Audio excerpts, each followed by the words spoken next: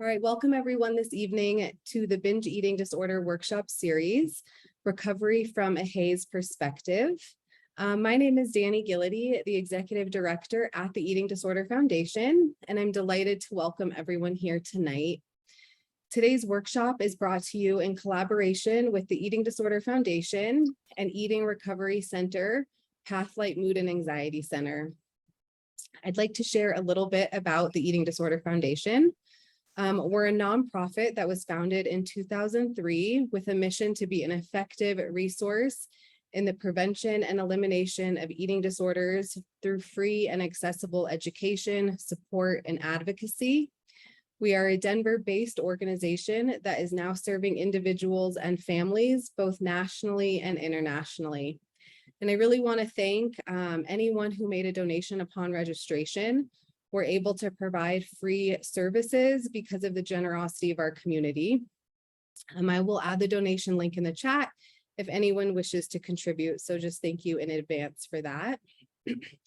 And so tonight, if you have questions for our presenter, I invite you to use the chat feature to communicate with me directly throughout the workshop. The chat is the chat is kept confidential and will come to me directly. And we'll save time at the end for Q&A after the presentation, and I will deliver those questions to our presenter. We will not be sharing the PowerPoint. However, we are recording tonight and we'll send the recording as soon as possible. And now I'd like to turn it over to Emma Boyata, ERC's Community Outreach Liaison, to say a few words about ERC and to introduce tonight's speaker. Welcome, Emma. Thank you, Danny, and hi, everyone. As Danny said, my name is Emma Boyata, and I'm the Community Outreach Liaison for Colorado and Minnesota at the Eating Recovery Center and Pathlight Mood and Anxiety Center. Eating Recovery Center and Pathlight Mood and Anxiety Center's mission is to deliver the highest quality treatment for patients and their loved ones with eating disorders and mood, anxiety, and trauma-related disorders. ERC Pathlight offers the full spectrum of treatment services, including inpatient, residential, partial hospitalization, and intensive outpatient programs for adults, adolescents, and children of all genders. It is my pleasure to introduce tonight's speaker. Meredith Nisbet is a licensed marriage and family therapist and is a certified eating disorder specialist supervisor. She currently serves as the National Clinical Response Manager of the Clinical Response Team at ERC Pathlight, where she engages with patients, families, and providers seeking admission nationwide. In addition to her work with ERC Pathlight, she has a private practice with Three Birds Counseling. She also provides education and training on weight stigma and health at every size informed care around the country. Meredith earned her bachelor's degree from the University of North Carolina at Chapel Hill and her master's degree from East Carolina University. Meredith resides in Raleigh, North Carolina, where she spends her free time listening to true crime podcasts, practicing hot yoga, and snuggling with her dog, Mac. Meredith, thank you so much for presenting tonight. Thank you so much, Emma and Danny. I'm so excited to be back with all of you to talk a little bit about binge eating disorder and what recovery looks like from a HAES perspective. You can find me on Instagram if you're interested in my content at Therapy with Mare. I do a lot of work with EDF and love to post the next speaking event that we're doing on there. So you can find me there if you're interested. And just talking a little bit about what we're talking about tonight. So we're going to be talking about weight stigma and complex trauma as significant drivers of the development of binge eating disorder across the lifespan. We're also going to define HAES and social justice applications to eating disorder treatment and recovery. And we're going to discuss the development of your personal recovery narrative. Before we get started, I just want to give a quick note on language. I do this with every presentation that I do just to prepare folks for the language that we're using throughout the night. So words that you'll hear me use are going to be fat as a neutral descriptor, so similar to tall, short, old, young. a person of size, person in a larger body. All of those are a green light from me. Words that you won't hear me use and that I encourage you to consider kind of in your own language are the word fat when used derogatorily, and then obese and obesity, because these are rooted in really the medicalization of our bodies and can really be triggering for those of us in the fat community or in larger bodies, because we have often had negative healthcare experiences or been reduced to the size of our bodies and pathologized for that. So I do not use those words and will not be using those words tonight. As always, I think often the controversial word is fat used as a neutral or a positive descriptor. Oftentimes folks have a lot of baggage with the word fat, whether that has been used against them or just has had negative connotations throughout their life. And so just want to make it clear that you don't have to use that word in that way if it's uncomfortable for you. That's not something that is, that works for everyone or that everyone is comfortable doing, but it is something that I have reclaimed and will be using tonight. So just know that's not one size fits all. And it's okay if that does not land with you in a comfortable way for yourself or the way that you reference your own body.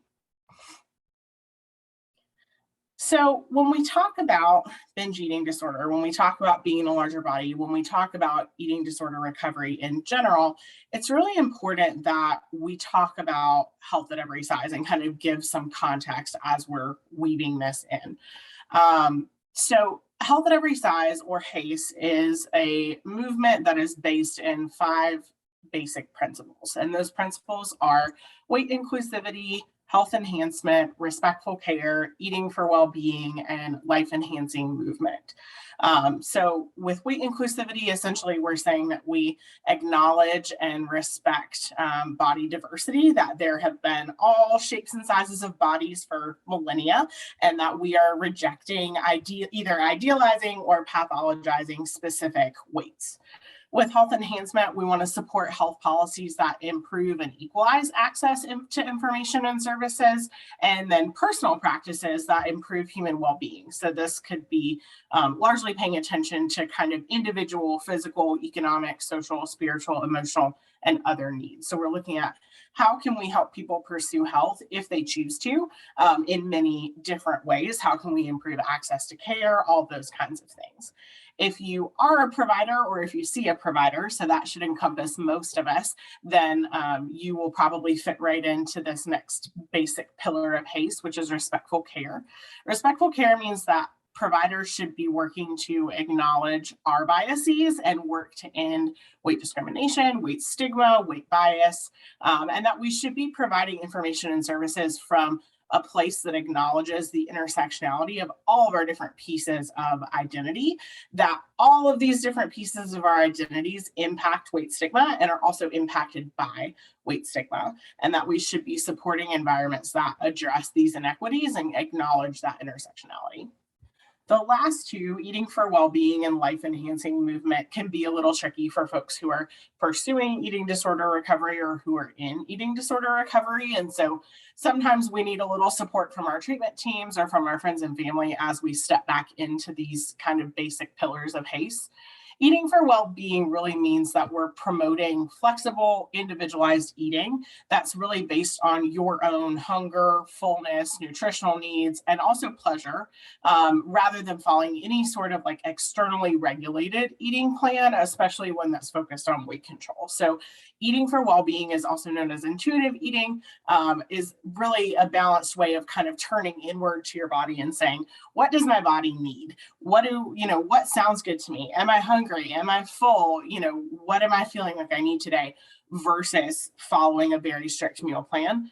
Now, of course, this is a little different if you're actively in treatment, if you're actively in a higher level of care, if you are working with a registered dietitian who's using a specific way of eating or a meal plan with you. Those are all times that eating for well-being might not be right for you right now. So often we'll say, talk to your team, make sure that this is the right step for you to be taking right now and that it's the right fit for your recovery right now. And the same thing goes for life enhancing movement. So when we talk about life enhancing movement, we want to support physical activities that allow people of all sizes, abilities, and interests to engage in enjoyable movement to the degree that they choose. So we have a choice if we want to engage in movement or not, and also to really take movement back to what it's meant to be. I think oftentimes we have a lot of rules around what movement should be. So I should be wearing certain types of clothes. I should be sweating or out of breath. I should have, hit a certain heart rate. And all of these constrictions around what exercise has to be in order to be valid or worthy. And life-enhancing movement, or joyful movement, as we often call it, is really about getting back to the basics of, your movement could be stretching, it could be yoga, it could be walking, it could be whatever you want it to be. And that's really what it comes down to, is, again, that turning inward and saying, what do I need? What feels comfortable for me today? Or do I feel like moving today? So that's just a little bit about health at every size, or HAES. We'll kind of weave that in as we're talking tonight. So just to give folks the foundational understanding of that. I think there's also a lot of misconceptions about HAES. So I want to quickly run over what HAES is not, for those of you who haven't had any contact with it before. HAES is not healthy at any size. So it's truly not about body size correlating to health. It's about this narrative that controls how we pursue health. So access to health, how we define health, what we think goes into health, how we define those things. It's really kind of a meta narrative, if you will. HAES is not ignoring people's health or telling people to do whatever they want. HAES really promotes overall health and well-being. So we use evidence-based science and expand the current narrow definition of health to one that is functional for and respectful of all people, rather than just this kind of generalizable thing. It's also not just for people of size. So people of all shapes and sizes benefit from the HAES principles. Those are some general misconceptions that I hear about HAES pretty often. If you have any that you'd like me to debunk, feel free to drop those in the chat and we can talk about them at the end of the presentation.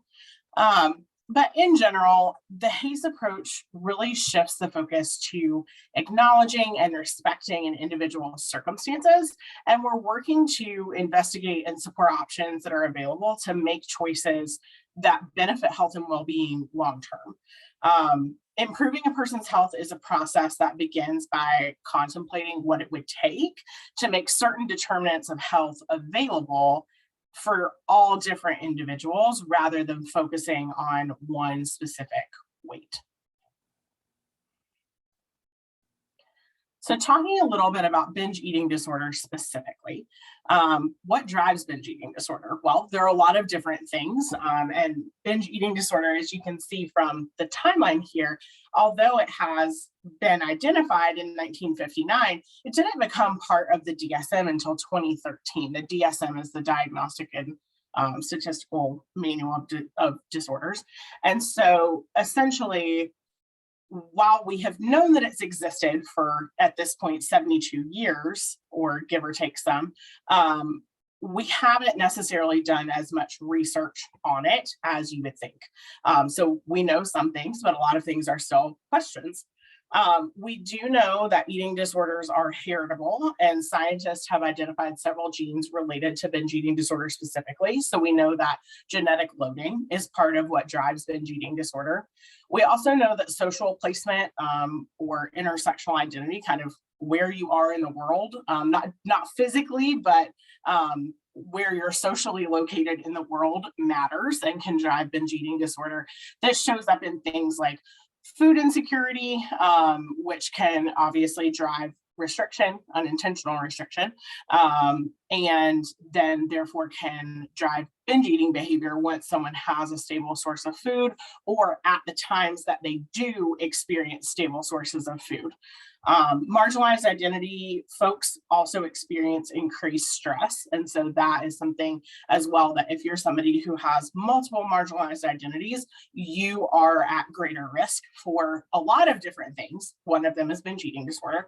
And so we know that social placement, social location and intersectional identities are really another thing that can drive binge eating disorder or make you more at risk for binge eating disorder. Another thing that can kind of load that is trauma.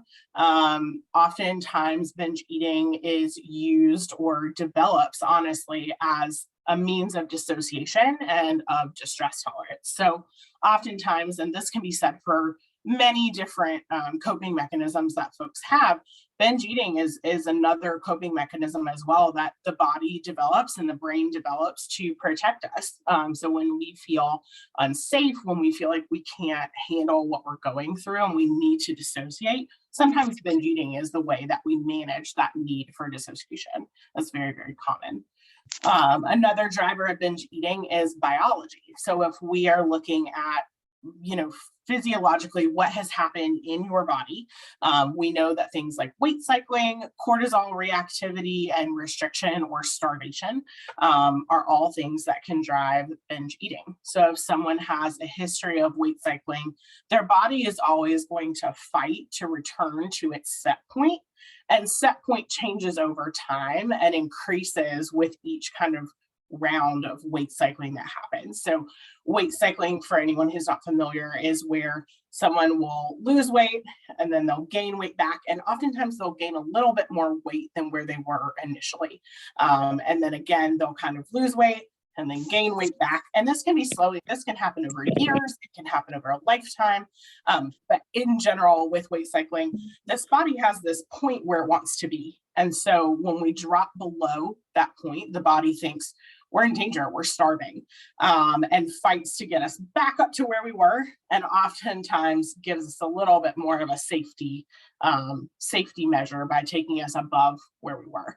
So as that happens over time, your set point changes each time. So that's something that we know that as the body's trying to get us back to set point, that can drive binge eating disorder, because each time our set point changes, each time we drop below that, our body is going to turn on those physiological mechanisms that try to keep weight on for us, that try to keep us alive. That's what our body is trying to do. With cortisol reactivity, cortisol makes us hungry. And so the more stressed you are, the more stressors you have, whether that's environmental, physical, physiological, psychological, all of those can make us hungrier. So we then eat more, and maybe based on our eating patterns, we end up in a binge eating cycle. And then we know that with starvation or restriction makes us crave highly palatable and energy dense foods. So what that means is that we are more likely to have like sudden onset, I need to eat this right now. And often in that moment, we're not tuned into our bodies. We're just trying to meet that craving, our body is saying, you need to eat this so that we can survive. That is a biological drive. And it's something that can onset very suddenly and, turn into a binge episode pretty quickly. And so whenever I talk with folks who have binge eating disorder, one of my first questions is always to talk to them a little bit about their history. So your history with food, your history with dieting, your history with stress, and what that has looked like over time, your eating patterns, all of those things, because we know that those are really a huge driver of binge eating disorder. We also have psychological restrictions. So physical restriction, we just talked about, but psychological restriction, there have been studies done that show that even something as often seen as innocuous as calorie monitoring. So if you've ever heard somebody say like, oh, I'm not tracking what I'm eating, I'm just kind of like keeping an eye on it, or I'm not writing it down, but I'm just mindful of it. That would be what we would call like calorie monitoring. A lot of people think that that's not harmful, think that it doesn't have any impact, but studies have shown that it actually increases psychological stress around food. And so that's something else, it's still a preoccupation with food, and that still can also drive binge eating disorder. And then the last driver of binge eating disorder is unknown, other factors. There are still many things about binge eating disorder that need to be researched and that need to be understood, both anecdotally from lived experience, and then also from a scientific perspective with what's happening physiologically in the body. and also in the mind with dissociation when someone is experiencing binge eating. Although all of these are significant drivers of binge eating disorder, I am a therapist. And so naturally, today I'm going to largely focus on social and environmental factors and kind of their application to recovery. So coming back to weight stigma, to work this back in kind of with the health at every size angle, when we talk about the social and environmental factors that drive binge eating disorder, we have to talk about weight stigma.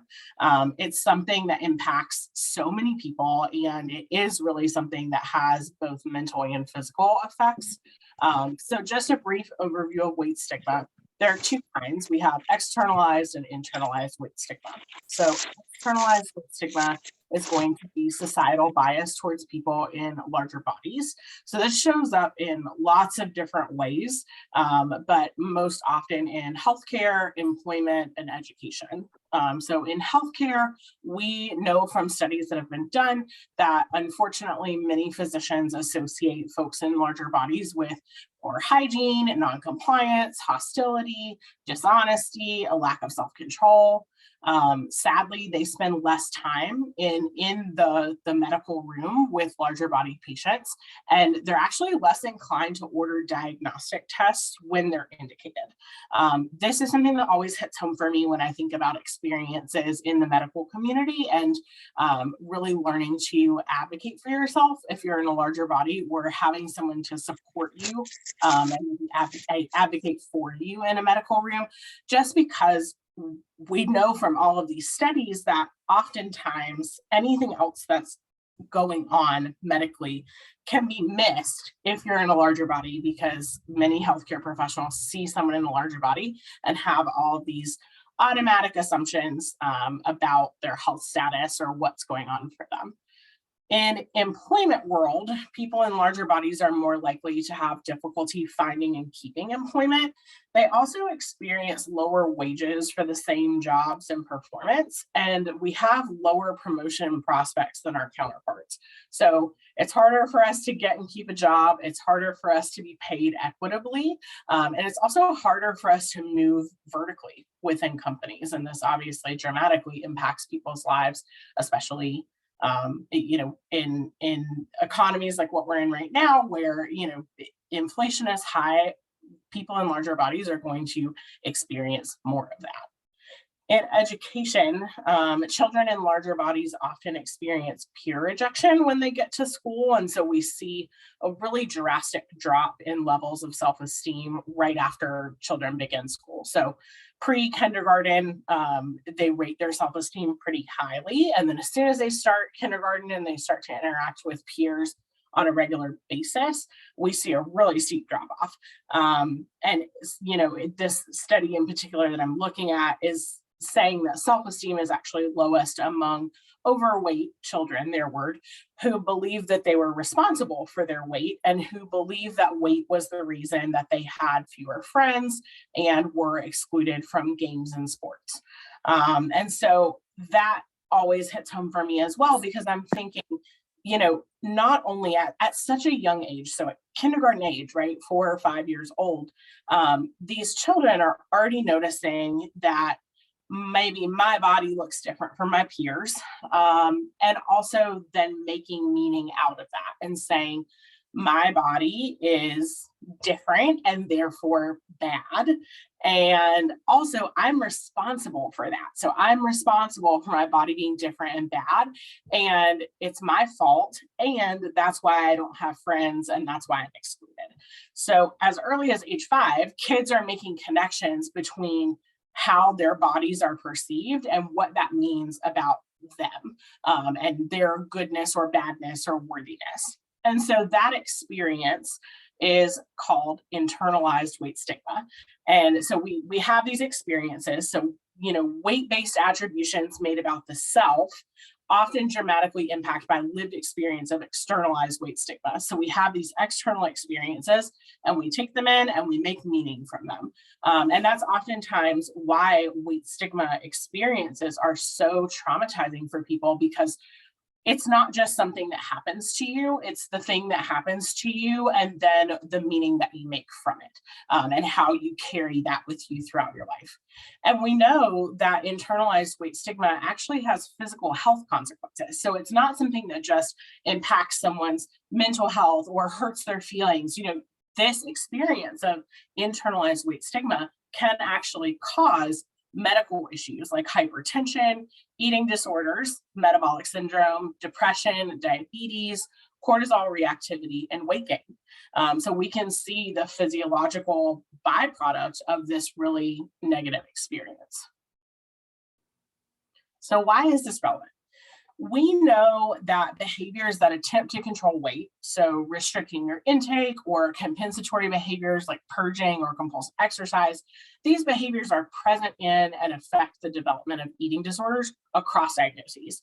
I talk to folks with eating disorders every single day and get clinical information from them and hear their stories of what it's been like for them to live with their eating disorder.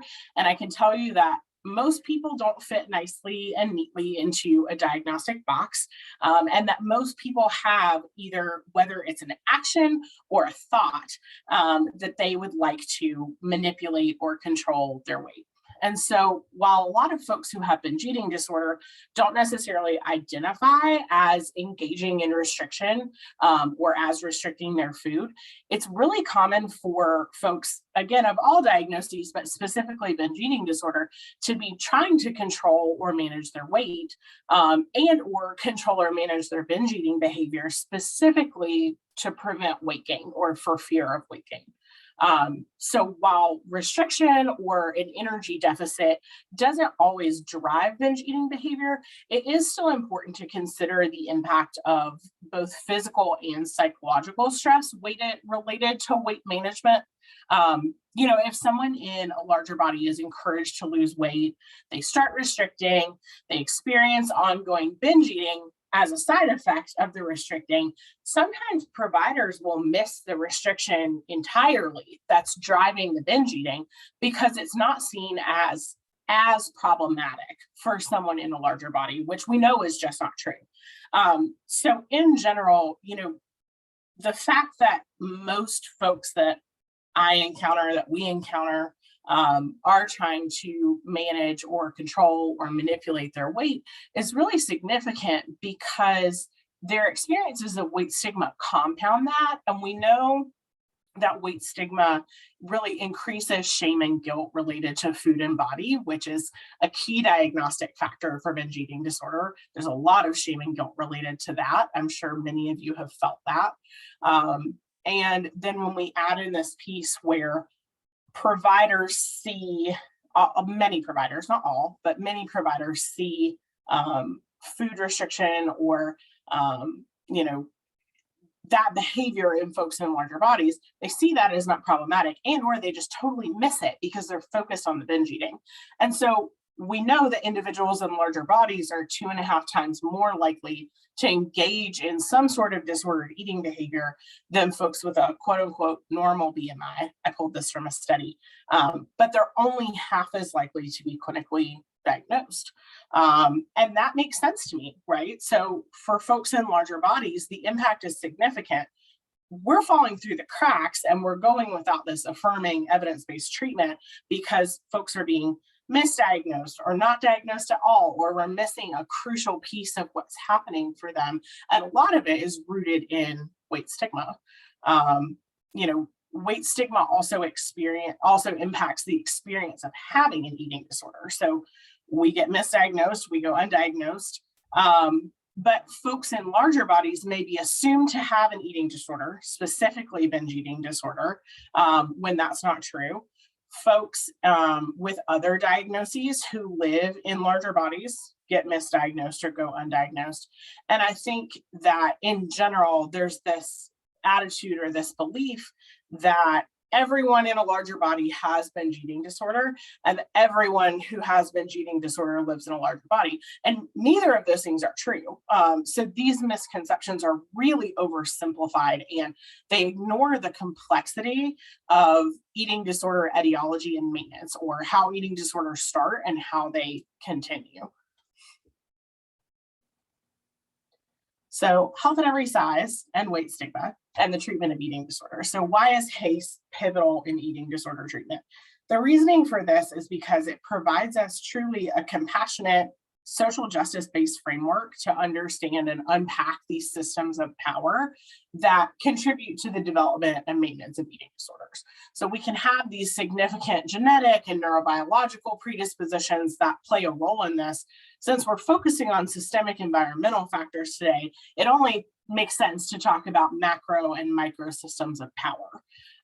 So when we talk about macro and micro systems of power, macro systems are going to be things like this institutionalized fat phobia and weight stigma, which is born out of racism. And so this is weight stigma in all of the places that we just talked about: education, interpersonal relationships, healthcare, school, transportation, just getting around in daily life, the workplace, all of these things. So these are kind of these macro elements, these institutionalized elements. And then one of the biggest micro systems of power in the development and maintenance of eating disorders is actually intergenerational fat phobia. So this is what we learn from our families and our roles within them and how we make meaning about our bodies based on those experiences. This is really important because we know that weight stigma is a form of complex trauma. And it's a form of complex trauma because it happens in multiple settings repeatedly over time. And that often starts at a very young age in our very own families. And so we have to examine this microsystem of power and these dynamics that are happening in our home environment, whether that's with biological family or not. That environment that you grow up in is kind of that first place that you are at risk or that you might experience that weight stigma that then, if compounded over time, can turn into a form of complex trauma that is somatically based. It is in your body. Complex trauma increases internalization of messages that contribute to negative self-talk and self-image. So we talked about internalized weight stigma.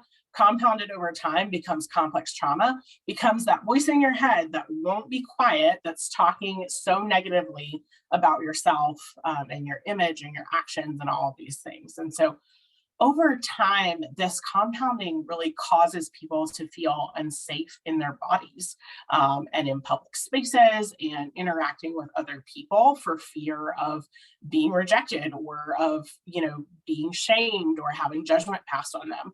And so oftentimes this can lead to attempts to modify the body through dieting or exercise, not wanting to leave the house, not wanting to present your body in public, having anxiety about eating in front of other people in public, or, dissociation from the body. So, we talked a few slides ago about how dissociation is trauma and dissociation are a driver of binge eating disorder. And that's why this is so important, where when this complex trauma is compounded over time, it can lead to truly a need to disconnect from your body, to disconnect from what is perceived as the source of this complex trauma.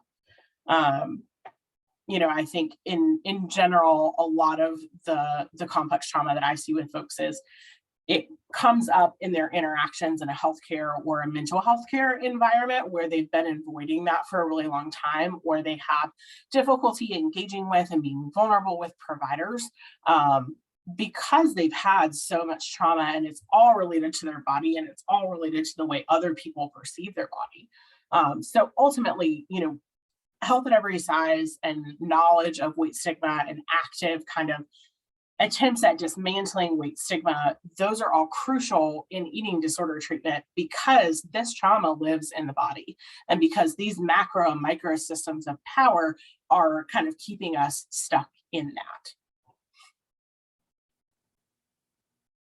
So as a family therapist, which is where my roots are a long time ago, before I got into the eating disorder world, something that is always important to me when I'm in the room is to talk about that micro system of power, which is intergenerational fat phobia.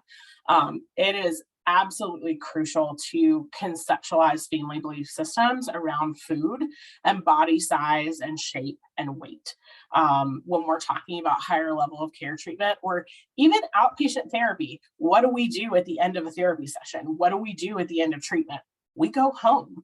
And that's not necessarily home to your biological nuclear family. Sometimes that's home to a partner. Sometimes it's home to chosen family. Like, we're all returning to the environment that we came from before we started the therapy session or before we started higher level of care treatment. And so as a provider, it's so important to me to understand what I'm working with.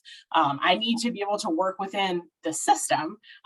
This slide says the family, but it's not always the family. Sometimes it's the partner, sometimes it's the roommate, sometimes it's the, we involve all sorts of different people in therapy if they are relevant people to you and you want them there. But we have to be able to work within that system to explore the function of the belief system. So what are these beliefs about food and body size or shape or weight? What are those upholding within the family structure? Who are they harming? Who are they benefiting? Who do they keep in power? What dynamics among system members or family members do they maintain? And these are really important questions because our beliefs about our bodies are an extension of our beliefs about ourselves. And there's feedback between those two things, our beliefs about our bodies and our beliefs about ourselves. So these are formed within the context of our family system. And because they're developed that way, right? Identity development doesn't exist in a vacuum. So this self-esteem as an individual concept doesn't really serve us well. We have to understand the power dynamics that are happening in the family, and especially those that are related to food and body, if we're going to really meet the eating disorder where it is. To me, this family system, whatever your system looks like, is another form of social location that's often kind of missed. So we're looking at intersectional identities, we're looking at where people are socially located, but oftentimes this piece of the family is missed. And I think it's so important because this is really where we develop those initial beliefs about ourselves and our bodies. And so if we're going to dismantle those, right, if over time those beliefs about our bodies and ourselves have gotten validated by negative experiences, have gotten compounded and turned into a form of complex trauma, in order to dismantle those beliefs, we first have to understand what they are and how they came about. So that's just something to think about in terms of dismantling microsystems of power kind of on your recovery journey. I think it's something important to consider, like, how did I learn this? Who taught me this? And what was the function of it in that system? I also want to talk about redefining recovery. So is there a standard definition of recovery? No. And does recovery mean that you never, ever, ever, ever binge eat ever again? No. We need to think more about improving quality of life. So how do we add more to our lives? Can we decrease shame? Can we increase connection? How can we find ways to be kinder and more gentle with ourselves? And how can we care for ourselves from a holistic point of view? How do we define what recovery means for you? I talk a lot with folks who come into therapy or want to come into treatment with the goal of stopping binge eating. And oftentimes that prompts a conversation of what stopping binge eating would mean for this person. How would that change their life? What would be different? And as we unpack that, oftentimes what we learn is there's more there. So, and by more there, I mean, there's something deeper. And so oftentimes it's when I binge eat, I wake up the next morning and I feel so much shame or so much guilt, or I feel so out of control. And truly, if we can redefine recovery and say, I want to feel less shame about my eating patterns. I want to feel less guilty about what I'm eating. I want to feel less out of control or more in control of my life. And that gives us something to work with. That's not just stop binge eating, because that's not always realistic for people. I think something that is often missed, especially with binge eating, is that binge eating is surprisingly, shockingly to a lot of people, actually a normal pattern of eating for humans. Now, does that mean that it's normal to binge eat all the time? No, but it does mean that binge eating is something that happens, and we know that it happens intermittently for most human beings. We all have had probably a binge episode at some point. Certainly, if you have binge eating disorder, you have. But truly, what is debilitating for people and causes so much distress is not necessarily the act of binge eating itself, but it's how we think about it and the shame and guilt that we have around it. And so targeting those things and kind of redefining recovery and learning to shift your thinking can be really helpful, because we're not setting this unattainable standard for recovery. We're not saying you can never binge eat again. We're saying, hey, binge eating is going to happen, but we can reduce your suffering around that.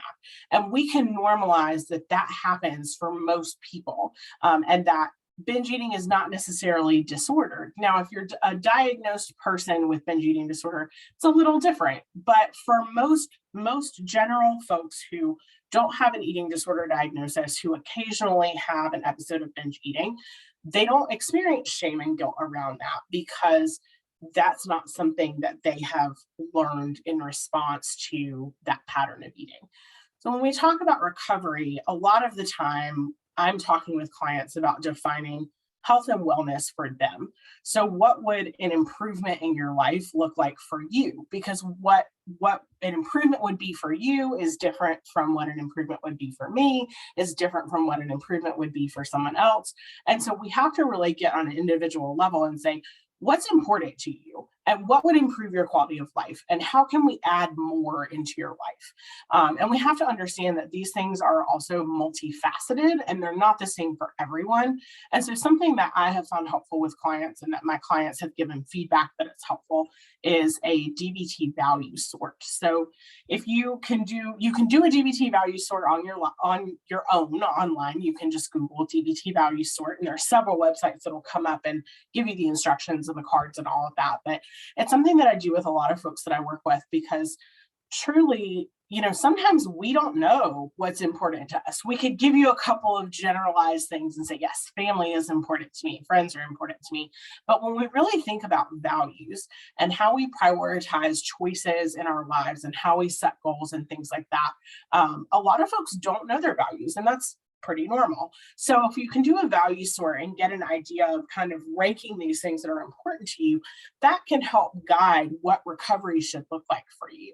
If for example, kind of going back to my generic answer, if strong friendships are something that is important to you, if you're someone who has an eating disorder and you really struggle to eat with other people, or you have a lot of anxiety eating with others, or maybe you dissociate when you're eating with other people, those behaviors are part of kind of what happens when you have an eating disorder and the impact of having an eating disorder.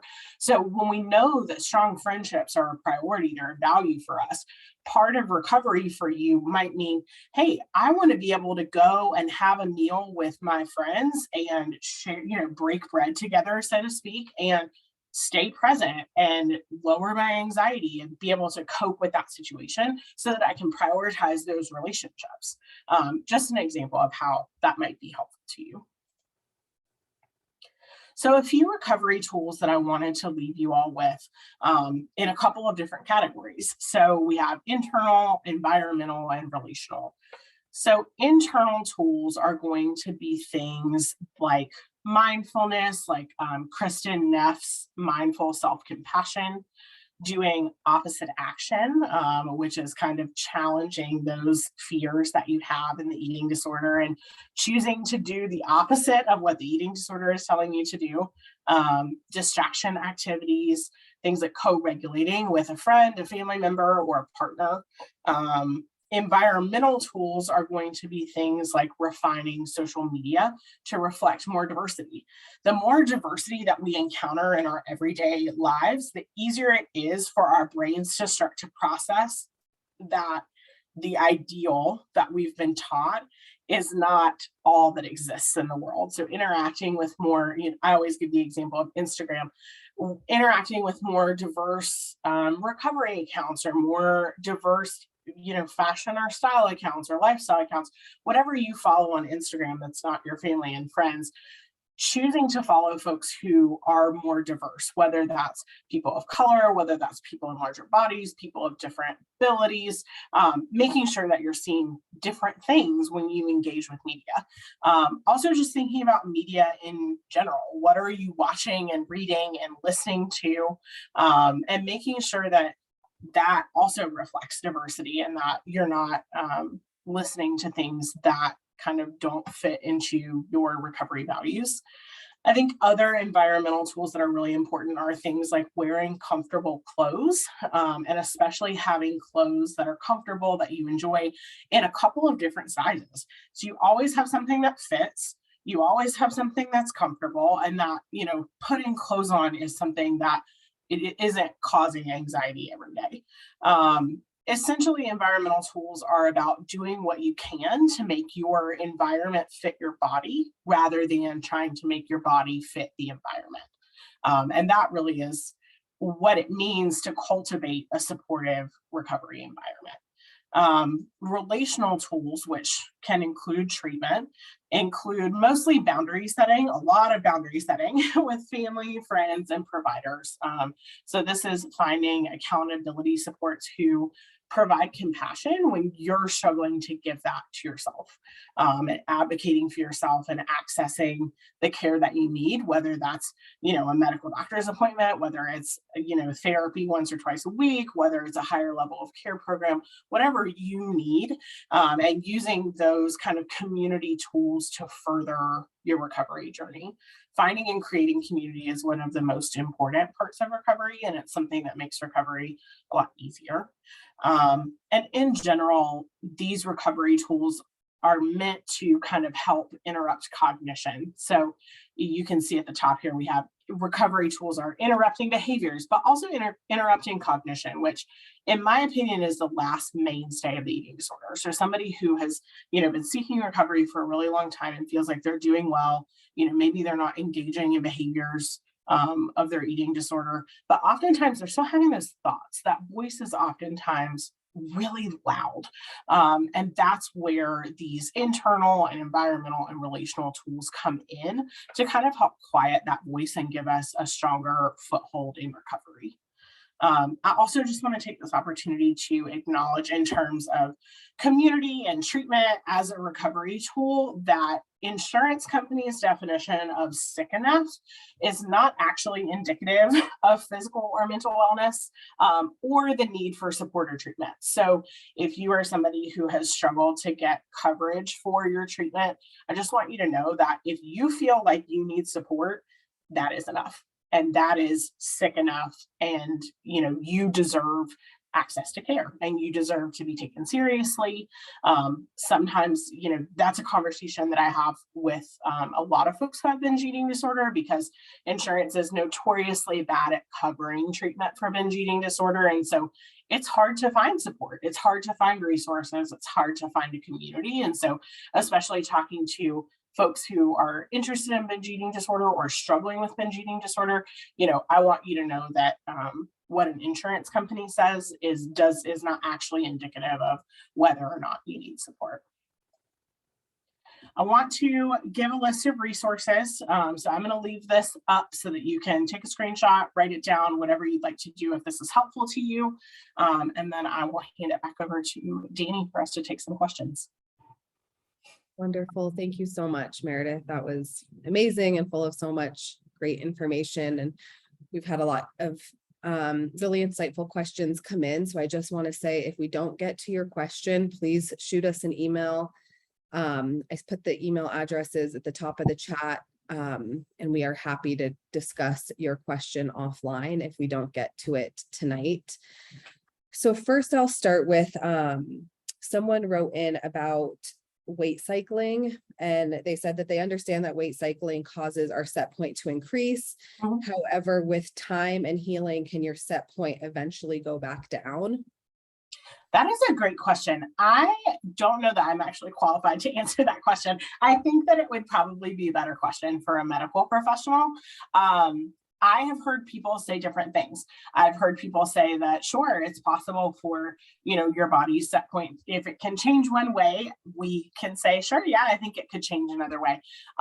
But I also don't know all of the mechanics that go into that, because if your set point is one place, after several years, you've gotten to one point, and anytime we're dipping below that, the body thinks that we're in danger. I would imagine that that would have an impact on how possible it is for set point to change. But that might be a question for maybe a medical person. Yeah, no, that makes so much sense. And so whoever wrote that in, definitely contact your medical provider, or again, we can connect you with someone for more information on that. Okay. So there were a few questions on just like how to deal with family and, having these conversations. So someone wrote in who identifies as living in a larger body and whose partner is very concerned with the weight they've been gaining in treatment. And this person tries to share the success stories and the things that are going really well, but he seems to be really focused on just that one piece.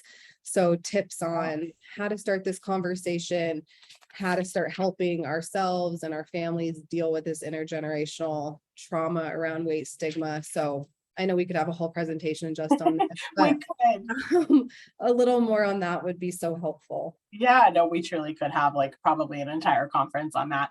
I think I just have so much compassion for this person, because I have sat with many people who are experiencing something similar. And I think the most important thing is just to remember that our partners and our families are programmed socially the same way we all are. And so I think we all can probably identify with having had some sort of journey towards, trying to dismantle weight stigma, or trying to come to terms with our body size if it's not seen as like socially ideal. And so acknowledging that we all have this same programming and trying to have compassion towards your partner or your family. I know that is one of the hardest thing. And I sit with clients so many times and say, it's so frustrating that they don't get it. And like, they keep saying these hurtful things to me, or they're making this harder for me. And that's so valid. And I think that it can feel difficult to have compassion for that person or those people, but it's also really important, because when we come back at somebody with that, like, you just don't get it, there's no room for understanding. So I think first it's important to have a safe place to land with that frustration, whether it's a family member or a friend who gets it, or a therapist, or, a dietitian or a provider, whoever it is, you need a safe place to land to get those feelings out of, man, this is really annoying that this person can't just get on board with what I feel like is good for me. And once you've processed that and you've kind of had that safe place to land, going to that person with compassion and saying, hey, I assume, because you are someone in my life that loves me, I assume that you want the best for me, and that you have positive intent, and that all, this is coming from a place of you love me, you care for me. And I need you to know that those comments or that preoccupation with weight, it's really not helpful for my recovery, and it's really hurtful to me. And here's some education about what I'm experiencing and how I got here, and why taking this concern off the table, hopefully forever, but at least for now, is really important and crucial to my recovery, because I need to have a safe space to celebrate this thing that is possibly the hardest thing I've ever done. And I need you as my partner or my family member to get on board with what myself and my team have agreed on is good for me. And you are not an expert, and you are not a provider, and you are not providing my treatment. And so, it would mean a lot to me if you could get on board. And I've had folks bring their partner to therapy, bring their family member to therapy, so we can kind of tag team it together, or I can support them while they have that conversation. So I think two parts to that. And I know that's a lot, but just so much compassion for you. I know that is so incredibly hard when you're seeking support and it's not landing in the place that you need it to land. Yeah, thank you. That script, I want to type it out and we can hand that out to people. And also having your family and your loved ones, if they're interested in this will be recorded, and have them watching these things to try to just learn as much as they can. But I really just the compassion piece, I think is so critical. So thank you for naming that. Yeah. along the same lines as like with dealing with family. So someone wrote in, what do you recommend to those who have partners who are also having their own eating issues, but you are at very different levels? One is in denial while the other one has acknowledged the problem. Any ideas or tips on that end? It's hard. I think those situations are so tough, and really the best recommendation I have, both as the couples therapist in me and the eating disorder specialist in me, thinks that communication is just key there, to say, I know that this is not something that you're maybe, it's hard to know without knowing what they're struggling with, but like maybe you're not looking for support with your eating habits, or you're not seeking eating disorder recovery, whatever's happening. And I respect your autonomy as my partner, and respect like, hey, like, you have body autonomy. You need to do what feels right for you. And if you aren't there yet, or you never get there, like, that's okay. And I will support you the best that I can. Here's what I need from you to support me. So, if you, for example, if you're talking, maybe let's just say 2 people who have binge eating disorder, one person is really struggling, really in the trenches, not seeking help, not able to access that at that time. And the other person is, seeking recovery and maybe in therapy or seeing a dietitian, and really kind of trying to understand what's going on for them. Saying to that person, like, hey, I am here for you. I will support you in the ways that you need. Tell me what you need. I'm happy to support you. Here's what I need. I need you to maybe, not use me as the venting person for your kind of shame after a binge eating session. That's triggering for me. Or we need to, when you say we have to keep XYZ out of the house because I'm going to eat all of it, like, that's not helpful for my recovery. I need to have it in the house so I can prove to myself that I can trust myself. That open communication of how do we balance both of our needs here? And I know that gets increasingly difficult when you feel like, as this person said, that like one person is in denial, or they're not seeing that. And so sometimes that's just going to be staking the ground and saying, these are my needs. Like, this is what I need from you. And even if you're not ready to talk about this yet, even if you're not ready to do anything about this yet, or ever, this is what I need from you in this partnership, because we care for each other. Yeah, I love that. Communication is always key in all of these situations. Absolutely. So this question just might need some clarification. So in the beginning, you were talking about how monitoring food was not necessarily healthy, but this person thought that monitoring and associating with hunger, anxiety, and emotions was key to learning intuitive eating. Yes. So, and then they said, and that mechanical eating needs me to log meals to be accountable. So can you explain? I don't know if I've even reading the question right. You probably understand better, but no, I think how do we do both? Exactly. Yeah, what they're asking.